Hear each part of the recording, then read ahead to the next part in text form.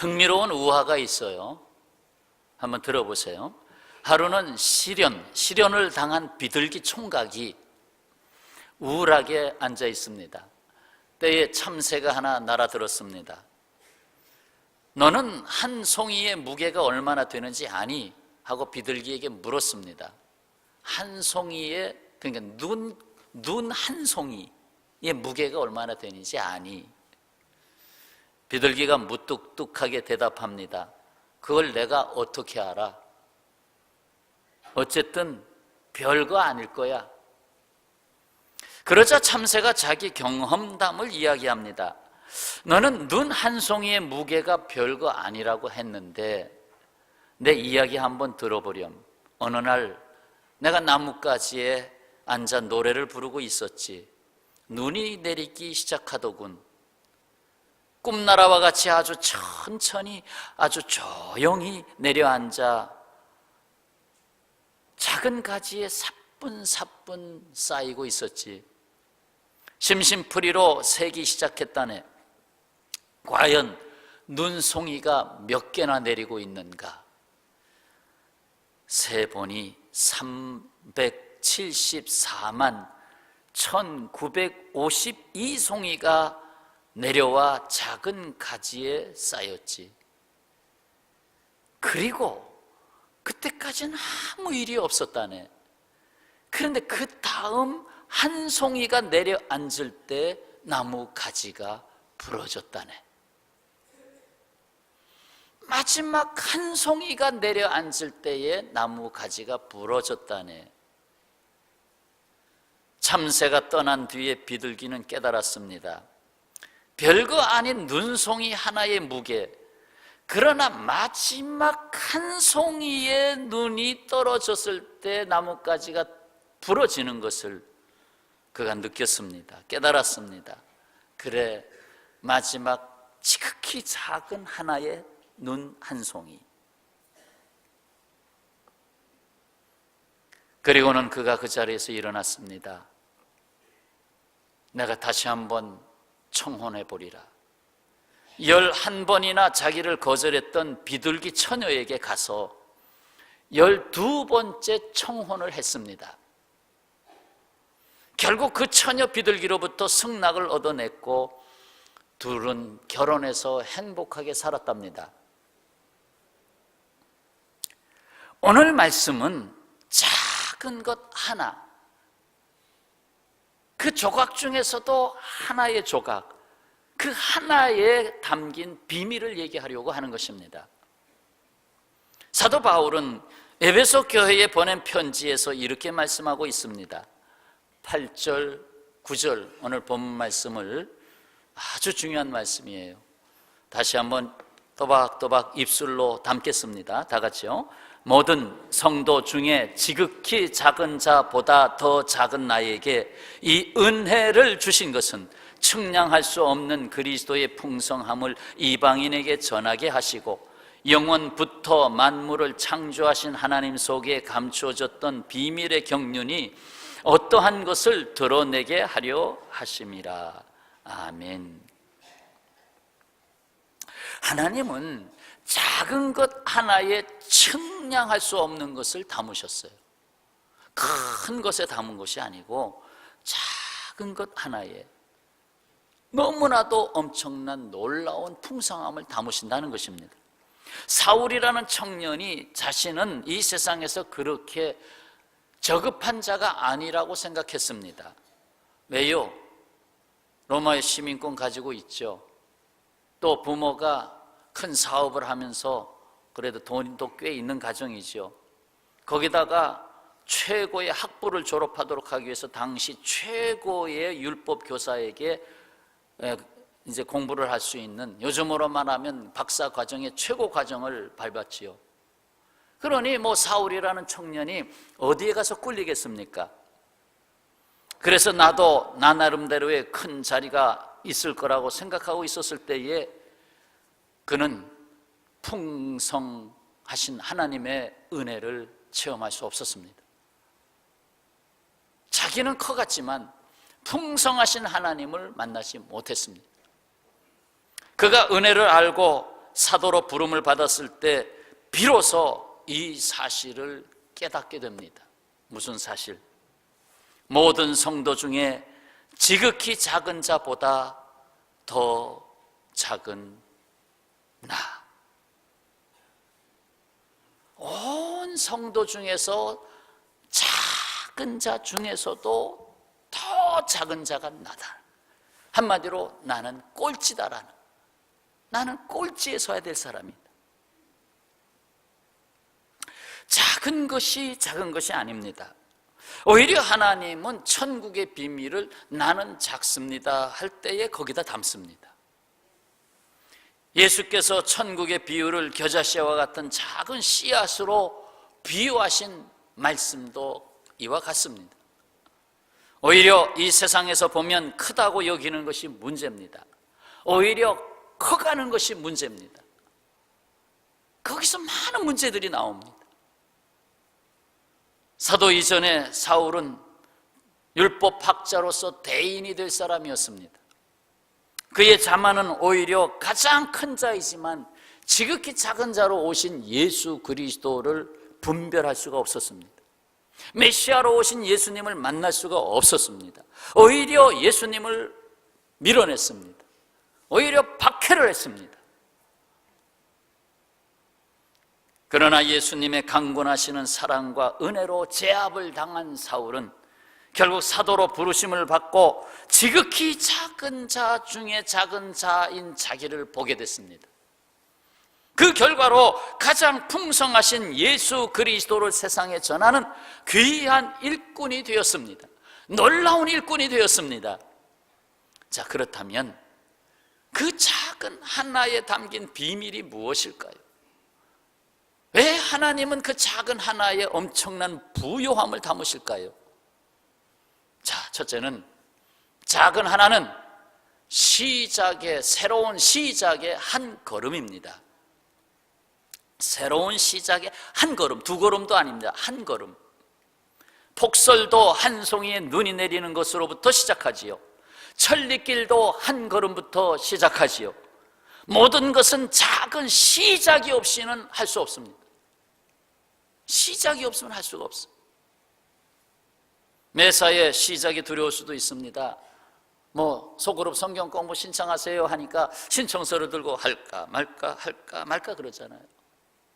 왜? 시작이 두렵다 이거죠. 내가 시작하면 할 수 있을까?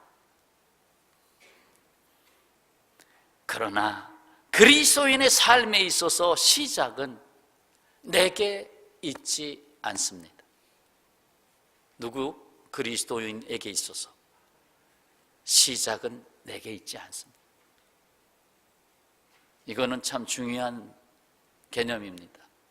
한번 입술로 따라하셨어요. 시작은 내게 있지 않다.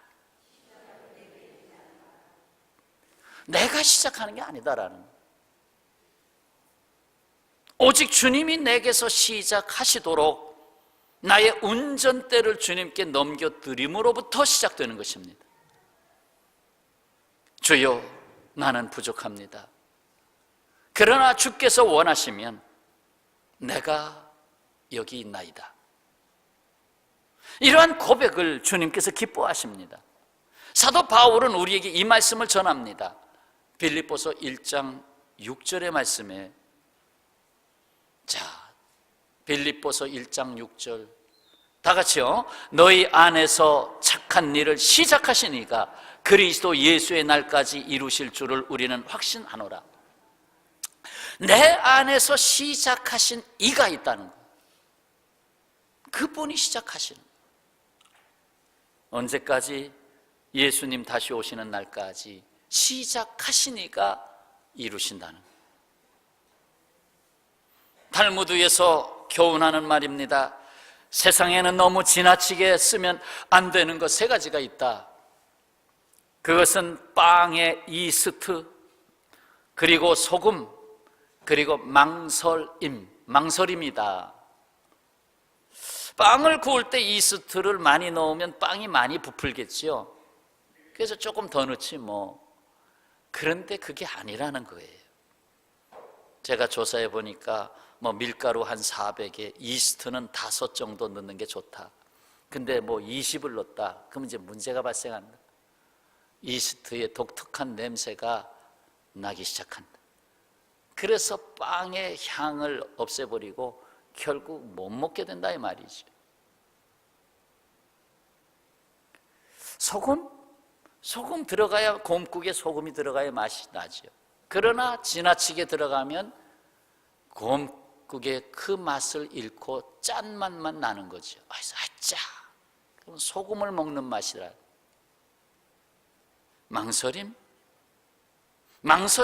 망설임이 과하면 아예 시작을 할 수가 없습니다. 아브라함이 갈대아 우르를 떠날 때에 망설이고만 있었다면, 또 모세가 하나님의 부르심을 받고 애굽으로 들어가야 되는데 망설이고만 있었다면, 에스더가 왕 앞에 서야 되는데 망설이고만 있었다면 하나님이 하시는 일이 시작됐겠어요? 그렇습니다. 시작은 하나님이 숨겨놓은 비밀이 열리는 첫걸음이에요. 그것은 내가 주인된 걸음이 아니라 주님이 내 안에서 시작하시는 한 걸음인 것입니다. 매사에, 매일의 삶 속에서 주님이 내 안에서 첫 걸음을 내딛게 하시는 것이 복이 있는 그리스도인의 삶인 것을 믿으시길 바랍니다. 하나님, 오늘이란 삶에서 주님이 또 첫걸음을 내디디시네요. 내 안에서.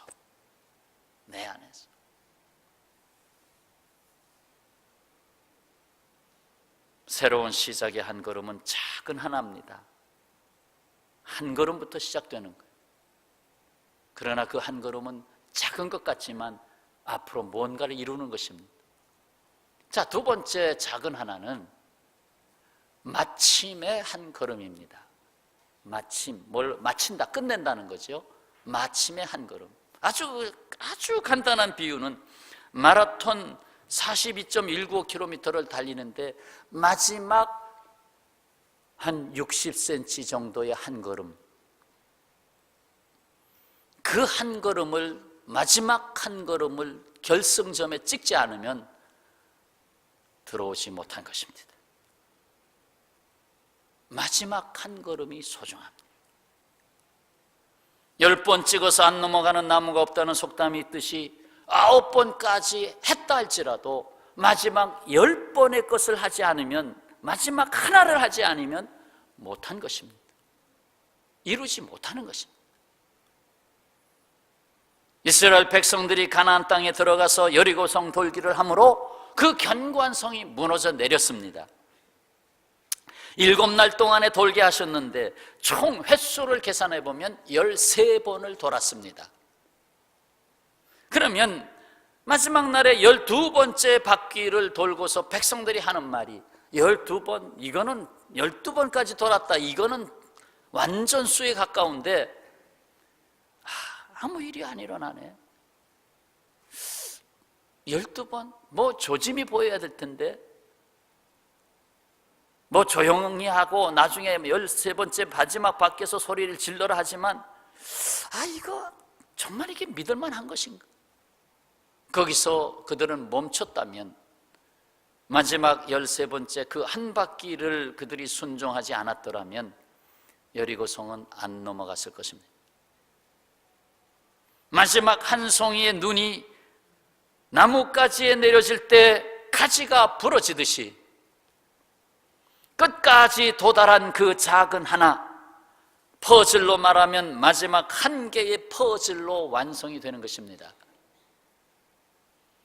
그러므로 그 마지막 작은 하나의 퍼즐은 결코 작은 것이 아닙니다. 그것은 전부를 이루는 작은 하나입니다. 아직 우리가 살아가는 데 있어서 마지막 작은 퍼즐이 남아 있습니다. 그 마지막 작은 퍼즐을 마지막 전부를 이루는 그 자리에 놓기까지 우리의 걸음은 멈추지 않고 있습니다. 주께서 시작과 끝을 친히 말씀하셨습니다. 요한계시록 22장 13절, 나는 알파와 오메가요, 처음과 마지막이요, 시작과 마침이라. 예수께서는 우리와 함께 시작하시고 우리와 함께 결승점까지 도달하기를 기뻐하십니다. 그래서 매일매일 내가 너와 함께 하겠다, 한 걸음 한 걸음이 모여서 시작과 끝으로 가는 것입니다. 우리는 시작과 끝이 되시는 주님과 함께 인생길을 걷고 있습니다. 그렇습니까? 마지막 신발을 벗는 그날까지, 마지막 신발을 언제 벗어요? 숨이 넘어갈 때. 마지막 신발을 벗는 그날까지 우리에게 필요한 것을 바울은 이렇게 전하고 있습니다. 데살로니가 후서 3장 5절에 주께서 너의 마음을 인도하여 하나님의 사랑과 그리스도의 인내에 들어가게 하시기를 원하노라. 하나님의 사랑과 그리스도의 인내에 들어가라. 저는 이 말씀이 바로 시작과 끝을 끈으로 연결해 주는 요소라고 생각됩니다. 시작에서부터 끝까지 하나님의 사랑으로, 아무리 세상이 어지럽고 힘들고 죄악이 넘쳐나도 십자가 지신 그리스도의 인내를 배우며 나아갈 때 시작과 끝은, 주님이 주신 시작과 끝은 여러분과 저의 것인 줄로 믿습니다. 사랑과 인내의 끈을 사용하시기를 바랍니다. 자, 세 번째 작은 하나는 바로 하나밖에 없는 나 자신입니다. 이 세상 60억이 넘는 인구 중에서 나 하나쯤이야 죽든 말든 누가 알아주겠어요? 화재가 나서 40여 명이 죽어도 나 하나쯤이야 죽는 건 누가 알아주겠어요? 참으로 이 세상에 나 하나, 내 작은 하나의 그 가치를 누가 찾아내셨습니까? 주께서 나를 찾아내시고 불러주심으로 발견된 바로 나, 이것은 지극히 작은 하나입니다. 사도 바울이 주님이 찾아주셔서 지극히 작은 나에게 은혜를 주신 것은, 지극히 작은 나를 비로소 찾아냈어요. 참으로 놀라운 사실이 아닐 수 없습니다. 그 크신 하나님이 지극히 작은 한 사람을 찾아내시고 그 작은 한 사람 안에 함께 하시며 동행하시겠다는 것입니다. 성경에는 그 작은 한 사람을 통해서 하나님께서 감추어 두셨던 구속의 비밀을 드러내신 일들이 너무나 많습니다. 그 구속사의 역사, 거기서 작은 하나를 찾아내신 하나님, 몇 사람만 보세요. 갈대아 우르에서 불러내신 아브라함이 작은 한 사람입니다. 꿈꾸는 사람 요셉은 12명의 형제들 사이에서 11번째 아들로서 작은 한 사람이었습니다. 정탐꾼의 생명을 보호하고 구원의 길을 열었던 기생 라합은 수많은 여인 중에 지극히 작은 한 사람이었습니다. 12 정탐꾼 중에서 무시당했던 2명의 정탐꾼, 다수결에 의해서 무시당했던 2명의 정탐꾼 여호수아와 갈렙은 지극히 작은 한 사람이었습니다. 뿐만 아니라 이새의 8명의 아들 중에 막내 다윗은 선보는 자리에 없어도 될 지극히 작은 한 사람이었습니다.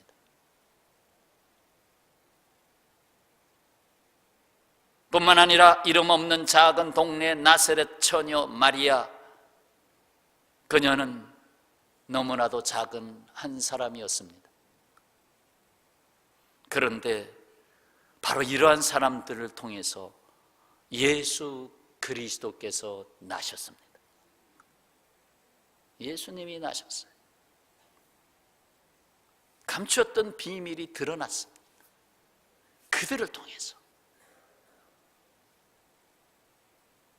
그리고 오늘 사도 바울, 그가 작은 자의 고백을 갖고 있을 때 이제는 내가 죽고 오직 내 안에 예수께서 사시는 삶으로 그리스도의 풍성함을 전하게 되는 놀라운 통로로 쓰임을 받았습니다. 이들 모두는 한결같이 여호와 하나님을 경외하는 지극히 작은 자의 고백을 갖고 있는 사람들이었습니다. 사랑하는 성도 여러분, 작은 것이 아닙니다. 오히려 작은 것을 찾으시는 존귀한 그분이 그 안에 계시기 때문에 그렇습니다. 자, 작은 것 하나에 가장 중요한 네 번째 말씀을 드리겠습니다. 무엇보다도 작은 하나가 있습니다.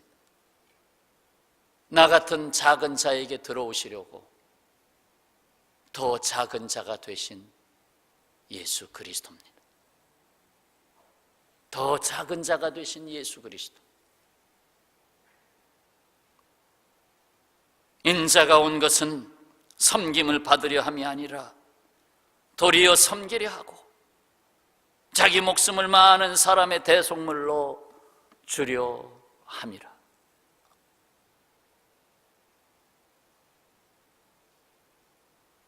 이 말씀 앞에 이 종은 또 내 자신을 칩니다. 목사, 채찍 섬김을 받는 자리인데 그러면 안 되는데, 섬겨야 할 자리인데 섬김을 받는다, 그러면 안 되는데, 자꾸 낮아지고 작은 자가 돼야 되는데 조금씩 높은 자리로 가는다, 그러면 안 되는데. 그래서 내가 조금이라도 주님 보시기에 얘야, 나는 네 안에 지극히 작은 자로 머물고 싶은데 왜 그러느냐 하고 때로는 깨닫게 하시는 거죠. 깨닫지 못하면 주먹으로 치시는 거예요. 하도 얼굴을 주먹으로 쳐서 머리가 다 빠졌어요.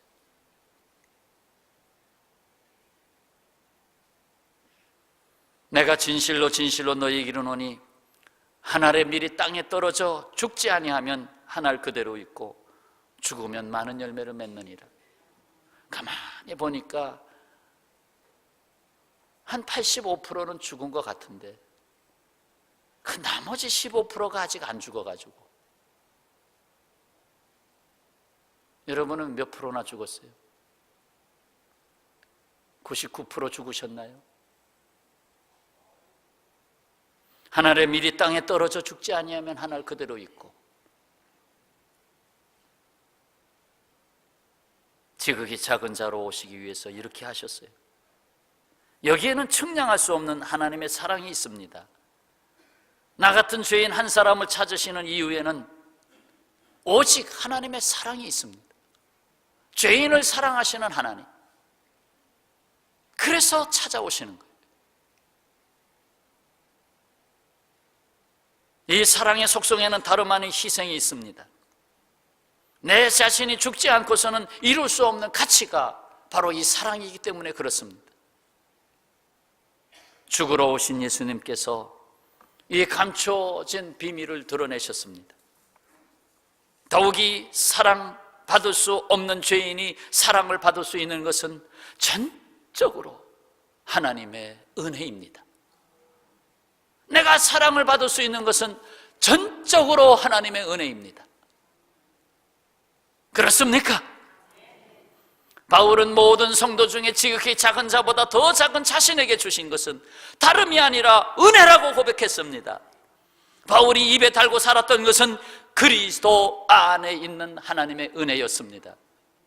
성경에 은혜가 가장 많이 담겨 있는 절이 어떤 절인가 생각했던 대로 그 절에 쭉 검색해 보니까 역시 그 절이 한 절에 은혜라는 단어를 3번이나 담고 있는 절, 고린도전서 15장 10절 말씀. 자, 다 같이 한번 봉독하십시다. 그러나 내가 나 된 것은 하나님의 은혜로 된 것이니 내게 주신 그의 은혜가 헛되지 아니하여 내가 모든 사도보다 더 많이 수고하였으나 내가 한 것이 아니요 오직 나와 함께 하신 하나님의 은혜로라. 아멘. 하나님의 은혜로라. 내가 나 되어가는 과정, 거기에 나타나신 것은 하나님의 은혜. 사랑하는 평화의 가족 여러분, 작은 하나의 비밀이 무엇이었습니까? 작은 하나는 새로운 시작의 한 걸음이었습니다. 시작하십시오. 또 2월이 시작됐어요. 작은 하나의 내 한 걸음, 주님이 내 안에서 시작하시는 일은 무엇인가? 한 걸음 옮기면 주님이 말씀하실 거예요. 내가 너와 동행하리라. 작은 하나는 마침의 한 걸음입니다. 너 왜 여기서 중단하려고 하느냐?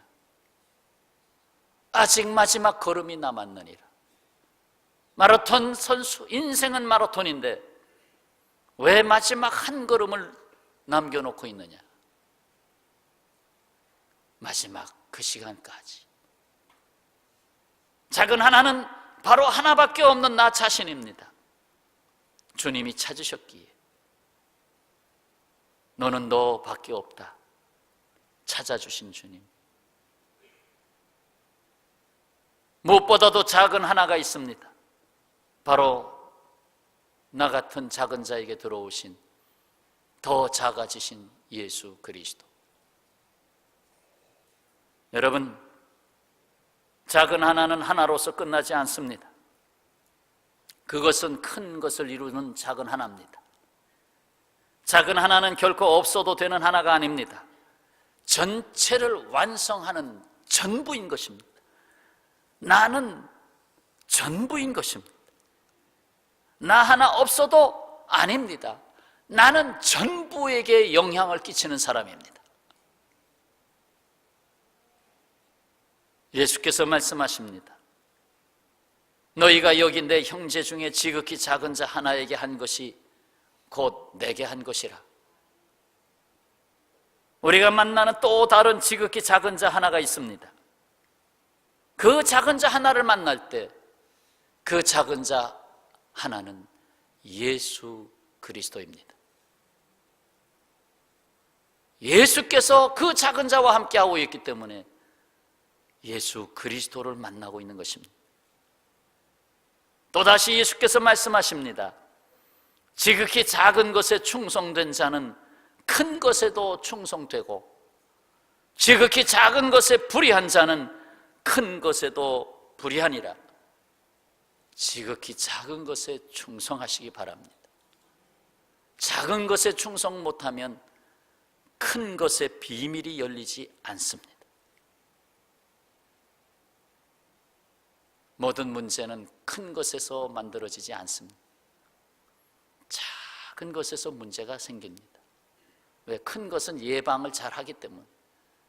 그러나 작은 것은 사소하게 터집니다. 작은 것에 충성하세요. 지극히 작은 것 속에 큰 것을 담는 능력이 있어요. 큰 것은 종종 작은 것을 무시합니다. 작은 것을 놓칩니다. 그래서 하나님은 큰 것에 담는 것을 꺼려 하시는 것입니다. 놓칠까 봐. 그래서 작은 자를 찾으시는 것입니다. 그래서 연약한 자를 찾으시는 겁니다. 그래서 병든 자를 찾으시는 겁니다.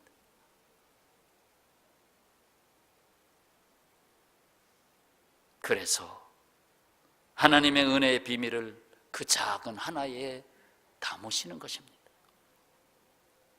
그 작은 하나의 별명을 공개하겠습니다. 그 작은 하나의 별명은 겸손입니다.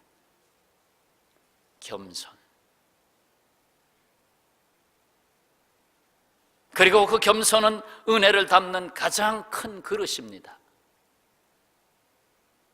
바로 우리가 닮아가야 할 겸손의 왕 예수 그리스도입니다. 예수 그리스도. 예수 그리스도. 그분입니다. 그분이 여러분과 함께 하십니다. 기도하겠습니다.